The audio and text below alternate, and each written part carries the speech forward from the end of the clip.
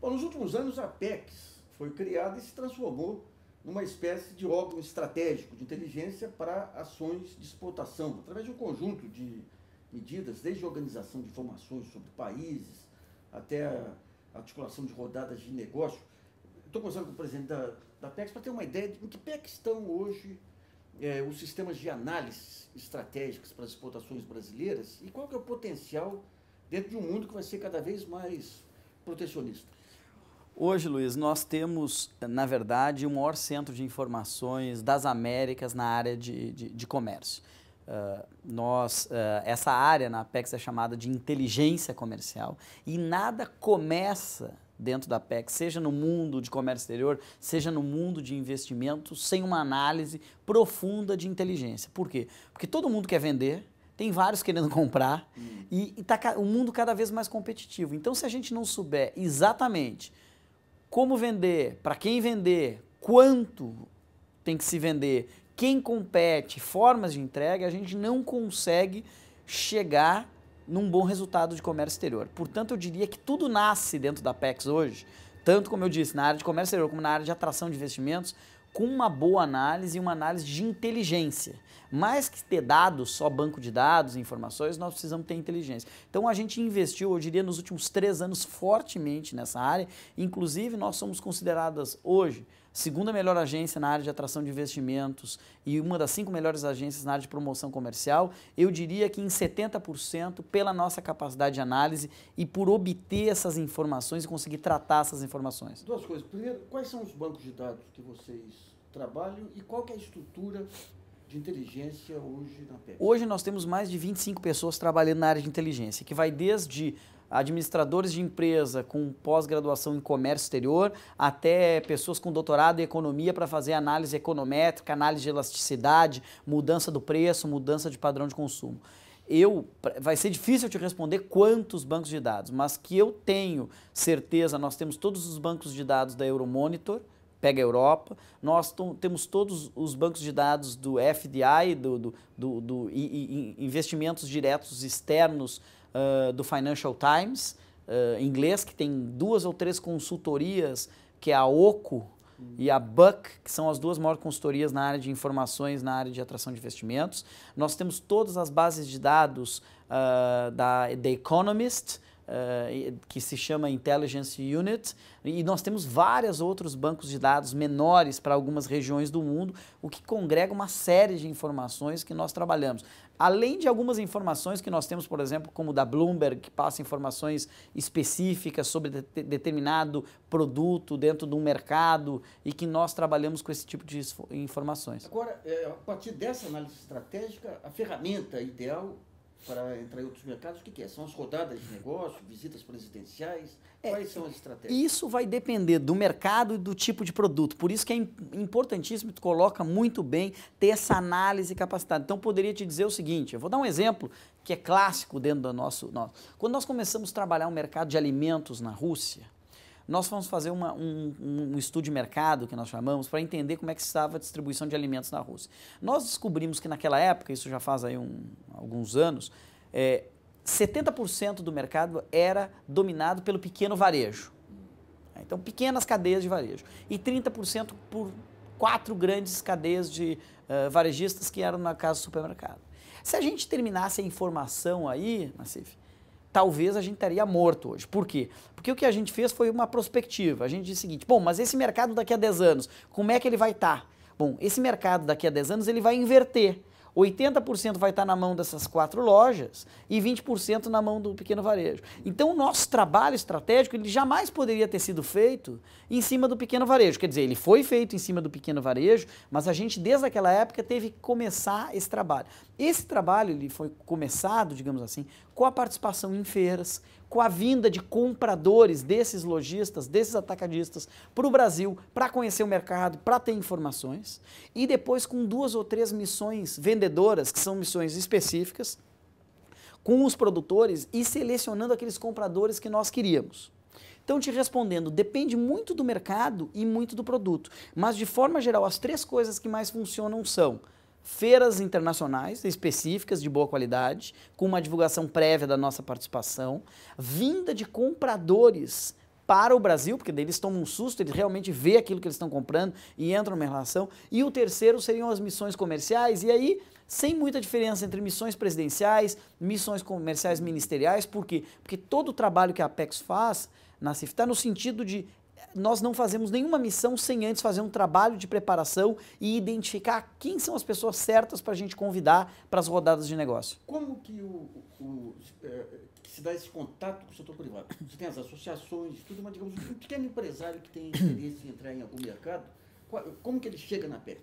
Nós temos vários tipos de forma para ele chegar na Apex. Quer dizer, nos últimos 3 anos que nós estamos lá na Apex, a gente começou a diversificar. Então, hoje a Apex tem 10 escritórios espalhados nas federações de indústrias. É um projeto que nós fizemos com a Confederação Nacional de Indústria. Então, em São Paulo está na Fiesp, no Rio Grande do Sul está na Fiergs, no Paraná está na FIEP. Então, lá nós temos, eu não gosto de chamar isso, mas nós temos um balcão, onde as empresas daquele setor que talvez não fazem parte de um sindicato, de uma estrutura nacional, elas vão até aquele balcão e pedem informações e a gente consegue cadastrar. Outra coisa importante, nós desenvolvemos um sistema de relacionamento com o cliente, de cadastro das empresas, que é fundamental. Por quê? Porque de repente ele não faz parte de um projeto, mas a gente consegue mandar informações. Então eu diria que o primeiro acesso pode ser as federações, o segundo acesso pode ser o nosso site, que é www.apexbrasil.com.br, ele pode entrar lá, pedir informações, nós damos. E o terceiro ponto de acesso, e eu diria que é o maior que nós temos, são os projetos com as entidades nacionais. Como é que funciona? Então, eu sou um produtor, por exemplo, de biquíni, de moda praia. Quero exportar para o Chile, ou quero exportar para a França. Não sei bem como fazer. Primeira coisa, eu vou até a entidade, seja sindicato regional, lá o sindicato que eu faço parte, seja a entidade nacional aqui, e peço informações. Quero exportar. Tem um projeto aí que chama Tex Brasil, que é o projeto do setor têxtil. Como é que eu faço para entrar? Ele vai receber uma série de coisas, tem que ir às reuniões, tem que fazer parte, tem que ser treinado, tem que analisar o produto. Uma vez fazendo parte desse projeto, ele pode ir acessar feiras, rodadas comerciais. E qual é a vantagem, Nassif, nesse sentido? É que ele vai entrar com a contrapartida. Por exemplo, numa determinada feira, ele não vai pagar a área da feira, ele não vai pagar a estrutura, ele não vai pagar a divulgação dele. Ele, na verdade, vai entrar com a passagem, com levar os produtos e estar lá para ter e receber bem e ter o treinamento anterior à feira. Então, hoje, os projetos da Apex, em grande parte, na promoção do comércio exterior, eles são feitos por entidades nacionais que apresentam um planejamento, digamos assim, estratégico para os próximos 2 anos, dizendo quais os mercados, qual é o objetivo de inserir as empresas, como eles querem entrar. O que nós inovamos? Hoje nós temos uma atitude ativa com as empresas, então nós ligamos, perguntamos como está indo o projeto. Segundo, para a empresa fazer parte, tem que dar o CNPJ para a gente poder monitorar se está realmente exportando, se quer exportar, se não quer exportar. Então, hoje, todos os dados que nós temos, Nassif, são quantificados e bem quantificados, porque, na verdade, o que nós fazemos é trabalhar com informações e informações, elas garantem o resultado. Agora, vamos pegar. Quando você pega esse processo de feira até de exportação, você tem que ter a parte de normatização dos países, a parte de certificação. Você tem processos burocráticos muito grandes, às vezes, para levar amostra e voltar. Vocês que fazem todo esse meio campo, essa articulação com as demais entidades, Inmetro, a BNT, tudo, ou são as federações e associações? Não, somos nós e as associações. Nós temos uma relação já estabelecida a longa data, por exemplo, com o Inmetro, onde eles têm um projeto de alerta exportadora, não sei se tu conhece, mas excelente. É um trabalho que nós fazemos com o Inmetro e importante. Nós fazemos esse trabalho também com as associações comerciais de identificação e com as associações dos produtores nacionais, com as associações nacionais. O que nós estamos fazendo agora com a Confederação Nacional da Indústria, e a Apex tem alguns escritórios no exterior justamente para dar suporte às nossas exportações. Nós temos escritórios em Miami para cobrir a América do Norte, em Cuba para cobrir o Caribe, porque é a maior ilha do Caribe. Nós temos escritórios na Europa, agora em Bruxelas, eu já vou explicar por quê, e na Polônia. Nós temos escritórios no Oriente Médio, em Dubai, temos escritórios no leste europeu, na Rússia, temos escritórios na Ásia, na China, e até o final do ano nos inauguramos Luanda, em Angola, para a África. O escritório de Bruxelas ele é um pouquinho diferente, porque nós fizemos em parceria com a Confederação Nacional da Indústria justamente para que a gente pudesse ter um escritório radar. Porque como a União Europeia é a região do mundo que mais lança normas, normativas, na verdade que são aquilo que nós chamamos de barreiras não tarifárias, a gente sentiu a necessidade de ter um escritório lá para, primeiro, monitorar o que vem acontecendo e, segundo, influenciar antes que eles tomem a decisão. É o que nós chamamos de lobby comercial. Lobby técnico comercial. Então a gente vem evoluindo muito nisso. Então sim, nós fazemos esse trabalho junto com as associações nacionais, em alguns casos juntos com as federações. Muitas vezes a gente fica sabendo de uma nova normativa, até porque as instituições, as associações nacionais estão muito ligadas nesse processo.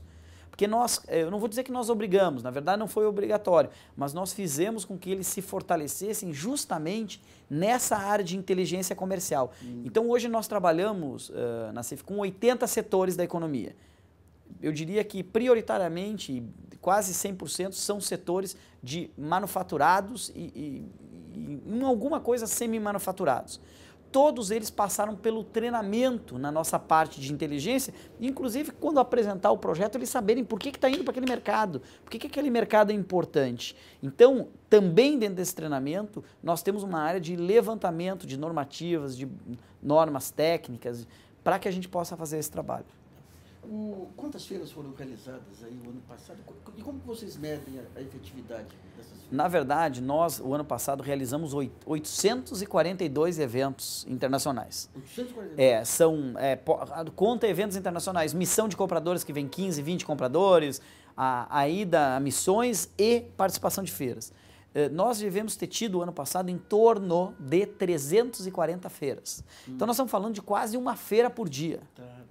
Como é que a gente mede o resultado? Bom, é dessa forma que eu te expliquei. Cada empresa que participa dos eventos da Apex deixa o CNPJ, a gente vai lá e mensura quais foram as exportações. Hoje eu consigo ter, através desse sistema de gerenciamento de inteligência, que nós chamamos do conhecimento, eu consigo te dizer o seguinte, nós hoje atendemos quase 12 mil empresas em 80 setores. No ano de 2010 vamos participar de 900 eventos internacionais e o retorno que eu dou para o Brasil, eu sou responsável, direto ou indiretamente, por 16,83% da pauta de exportações brasileiras. Vamos entender uma coisa. O Brasil ele está com um dinamismo aí diplomático muito grande. Irã, todo esse conjunto, América Latina, Venezuela, Bolívia, região andina, tudo. Vocês também, dentro da inteligência estratégica, como que entra a PECs aí para conseguir os dividendos comerciais? Isso. Quando a gente, na CIF, fez uma análise Nós temos uma coisa na PEC chamada de mercados prioritários. Nós fizemos um longo estudo que durou quase um ano, de analisar país por país. Não vou dizer todos os países, porque obviamente tem países que não estão dentro do perfil que nós precisamos ter, mas nós fizemos uma análise. Vários dos elementos que foram levados em contas é a questão de relações comerciais, relações políticas, formas de compra. Por exemplo, quando fala da Venezuela, é um mercado interessante. O Brasil vem aumentou mais de 100% as compras, e mais, as compras na CIF são centralizadas. Tem que ter uma boa relação com o governo. Tu não entra no Irã, não entra em Cuba, não entra na China. E em alguns setores tu não entra nos Estados Unidos se não tiver uma boa relação com o governo. Então, portanto, a questão diplomática da diplomacia comercial, mais talvez que no passado, ela é fundamental e determinante dentro das relações comerciais hoje. E as pessoas às vezes esquecem desse processo ou fazem de conta que esquecem. Eu sempre brinco quando me perguntam, mas a Venezuela? Eu digo assim, bom, mas a Venezuela, vamos pegar o principal parceiro comercial dos Estados Unidos, tirando o México, na América Latina. Quem é? É o Brasil? Não, é a Venezuela. Porque tem interesse econômico ali colocado. Então, o nosso trabalho na CIF, ele é muito técnico, mas ele tem uma visão muito ampla do que é a relação comercial. Então, portanto, é fundamental a relação diplomática e ter uma relação de não agressividade, de uma relação qualificada com todos os países. Às vezes me perguntam, mas a África? Bom, nós temos que estar na África. As pessoas esquecem que a Nigéria tem um mercado de 130 milhões de pessoas.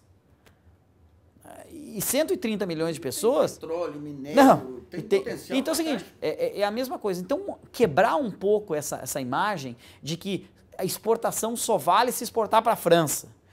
Exportação vale para exportar para qualquer país fora do Brasil. Então, vamos pegar a inteligência estratégica da Apex, aí dentro de um quadro que a gente, olhando de longe, assim, assusta um pouquinho.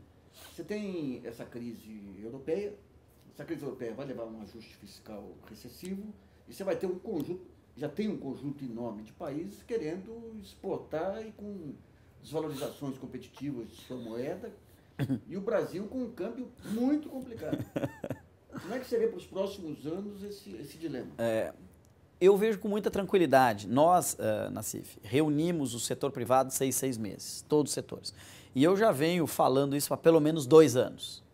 Todas as nossas reuniões semestrais eu venho dizendo, até por ter uma facilidade de presidir a Associação Mundial das Apex do mundo todo, eu consigo ter uma leitura... Tem uma associação? Tem uma associação mundial que chama WIPA, World Association of Investment Promotion Agencies, que é a mãe... A grande frente contra o protecionismo. Não diria que é a grande frente, mas ela é a mãe de todas as agências de promoção de comércio, promoção de investimentos. E eu tenho a felicidade de ter presidido por 2 anos e ter sido reeleito agora há pouco tempo em Buenos Aires. Então, a nossa percepção da Apex é muito fina do que vem acontecendo. Quando tu trabalha a questão europeia, qual é a leitura que nós fazemos? Há 2 anos atrás eu venho dizendo, olha, Europa vai entrar em crise, vai ter desvalorização do euro. Tu pode perguntar para todo o setor privado, isso que eles sabem disso, porque eu sempre faço uma análise da conjuntura, a Apex sempre faz essa análise.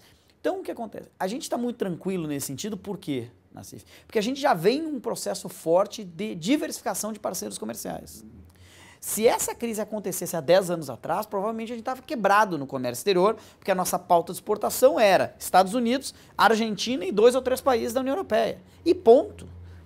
Hoje o que a gente fez? A gente vem nesse processo de diversificação. Bom exemplo é que acontece agora em julho, a Feira Internacional de Luanda. Bom, nós temos mais de 60 empresas inscritas para estar lá.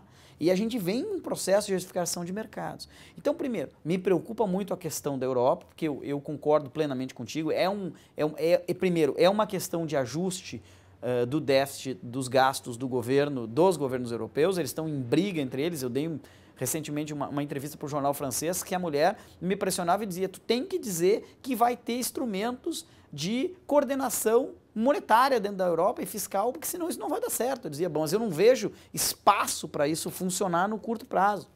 Segundo elemento importante é o seguinte, além disso, a União Europeia vive uma incapacidade de gerar novos negócios que gerem emprego e renda.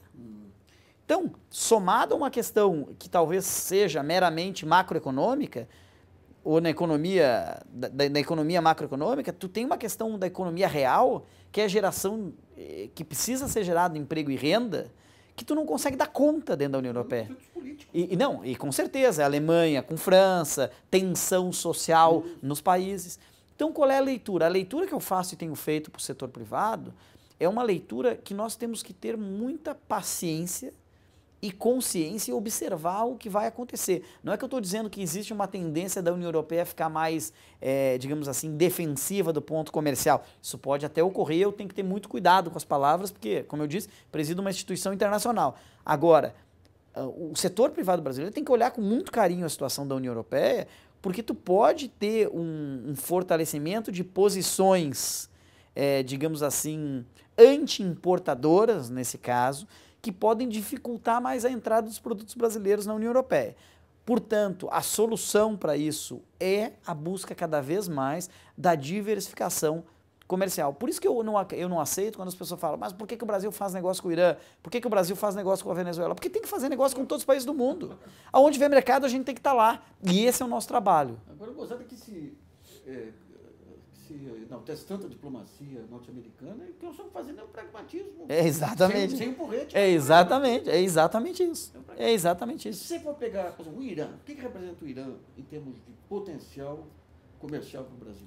Se a gente dividir ele na posição regional, representa um importante elemento. Nós temos hoje, regionalmente, nós temos um comércio com Dubai, com os Emirados Árabes, e na verdade a gente chama de país trader, que é o país que comercializa. O mercado dos Emirados não é grande, mas eles compram para revender. O Líbano perdeu essa condição? Perdeu essa condição. Hoje na região o Emirados Árabes e mais especificamente Dubai, que é o ponto comercial da região, porque Abu Dhabi é o ponto financeiro. Então Dubai é o grande líder. E o engraçado, por exemplo, quando nós pegamos autopeças, nós exportamos vários tipos de autopeças para onde? Para o Irã, mas passa a grande maioria via Dubai. Por isso que nós temos um escritório em Dubai. Mas nós temos a Arábia Saudita na região, que compra bem, o Catar, que vem aumentando suas compras, nós temos o Líbano e a Síria mais baixo, com perfil mais baixo, mas nós temos o Irã crescendo.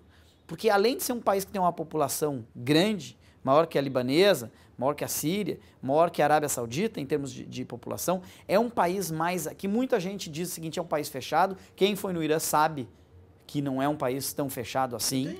Tem frequentadores do blog que moram lá? Não tem. Não, lá a mulher dirige, lá a mulher trabalha, a mulher não se veste de burca totalmente. Então tem uma série de coisas que às vezes a gente vê que o pessoal distorce. E é um país que tem um padrão de consumo muito elevado. Eu sempre brinco, para quem quer conhecer um pouquinho mais da história produtiva do Irã, olha para a Alemanha, vai ver quem são os proprietários de petroquímicas, vai ver quem trabalha no setor químico, vai ver quem são os grandes cientistas alemãos, e sempre vai ter um iraniano ali colocado. E a gente confunde que iraniano é árabe. Não, iraniano não é árabe. Se tu chegar lá, eles são... é outra cultura, é outra forma. Eles falam árabe, mas eles falam outro idioma. É outra culinária. Então, é importante para as pessoas que falam de comércio exterior ou falam de relações internacionais, e eu vejo muita gente falando muita bobagem, entender. Porque não entendem. Então é o seguinte, representa um grande mercado, nós vamos entrar cada vez mais, é um país que está necessitado de uma relação qualificada. Isso não tem nada em apoiar regime, desapoiar regime, achar que é um regime autoritário ou não autoritário. Eu não estou discutindo aqui a política, porque eu acho também, Nassif, que a gente não pode impor o nosso modelo para ninguém. Às vezes eu fico escutando, não, mas a Venezuela é autoritária. Bom, mas o Chávez, pelo que eu sei, foi eleito no voto.